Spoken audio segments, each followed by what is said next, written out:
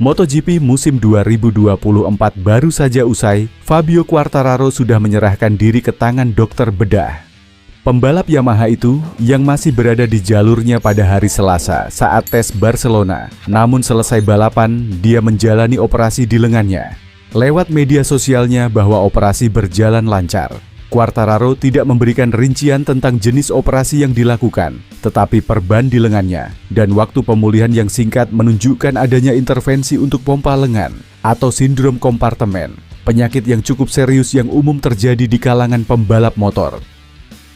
Tenaga yang dihasilkan saat mengendalikan sepeda motor dapat menyebabkan darah menggenang di sekitar otot, sehingga menyebabkan hilangnya kekuatan dan merasakan sakit yang parah dalam beberapa menit berkendara. Operasinya terdiri dari pemotongan kompartemen tempat otot berada yang mengeluarkan darah.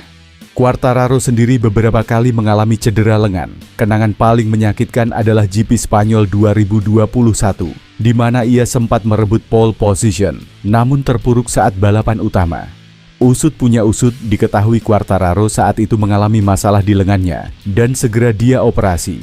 Sejak itu, ia beberapa kali mengalami masalah pada lengannya lagi, terutama di GP Prancis tahun lalu dan lagi di Jerez dan Mugello tahun ini. Dicuplik dari GP1, Bastianini harus kehilangan bonus sebesar 900.000 euro atau sekitar 15 miliar rupiah. Ini terjadi gara-gara Bastianini gagal finish ke posisi 3 klasemen akhir 2024. Setelah gagal meraih posisi 3, nasib buruk Bastianini masih berlanjut. Debutnya dengan motor KTM RC16 tak berjalan mulus. Mantan rider Ducati Lenovo itu crash. Bastianini terjatuh hingga berguling-guling di atas gravel. Namun Bastianini dinyatakan masih fit. Hanya saja KTM RC16 terbarunya hancur lebur saat menjalani sesi tes Barcelona. Ini jadi permulaan yang tidak mudah bagi Bastianini. Hasil tes pertama itu mengantarkan Bastianini berada di posisi 16. Dia 1,279 detik lebih lambat dari pebalap tercepat, Alex Marquez. Namun saat pengetesan ini, tim lebih membutuhkan banyak data. Sesi tes dilakukan dengan singkat dan seringkali tidak ada suku cadang tambahan. Hal ini membuat tim semakin penting untuk memanfaatkan waktu yang sedikit ini secara optimal, karena data yang diperoleh dari sini harus digunakan untuk pengembangan motor lebih lanjut. Manajer tim Tech3, Nicolas Guyon menyoroti adaptasi para pebalap menjadi sangat penting. Ini baru hari pertama pengujian. Kami tidak ingin membuat kesalahan, karena tujuannya adalah untuk mengetahui bagaimana motor ini bekerja. Enea seharusnya memahami motornya terlebih dahulu sebelum ia benar-benar berakselerasi. Dia jelas tidak mengikuti rencana itu, kata Nicolas Guyon. Setelah MotoGP 2024 berakhir, Dorna Sports merilis klasemen akhir kecelakaan yang dikoleksi oleh para pembalap sepanjang musim. Musim ini ada 22 pembalap reguler dan 7 pembalap non-reguler yang berkompetisi, dan hanya 1 yang berhasil lolos dari kecelakaan. Statistik ini dikumpulkan dari kecelakaan-kecelakaan yang terjadi di sesi latihan, kualifikasi, pemanasan, dan balapan. Pedro Acosta yang berstatus rookie alias debutan menjadi pengoleksi kecelakaan terbanyak. Pembalap Red Bull gas-gas Tech3 ini terhitung 28 kali kecelakaan.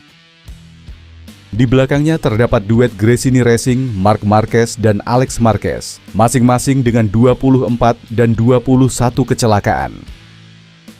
Duet Red Bull KTM Factory Racing, Jack Miller ada di peringkat keempat dengan 20 kecelakaan, sementara Brad Binder ada di peringkat kelima dengan 19 kecelakaan bersama Alex Espargaro dan Augusto Fernandez. Dan berikut seterusnya daftar pembalap dan pabrikan yang mengoleksi kecelakaan terbanyak di MotoGP 2024.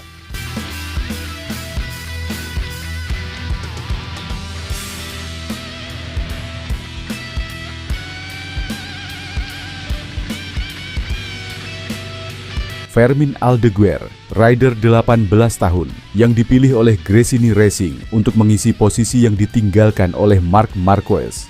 Pebalap kebangsaan Spanyol itu merupakan peringkat kelima klasemen Moto2 2024 dengan raihan 182 poin. Bersama Speed Up Racing, Aldeguer mampu menang dalam 3 dari 19 seri balapan. Dia menjadi juara di Moto2 Spanyol, Moto2 Jerman, dan Moto2 Australia. Pada tes pertama di sirkuit Catalunya, Aldeguer menempati posisi ke-20.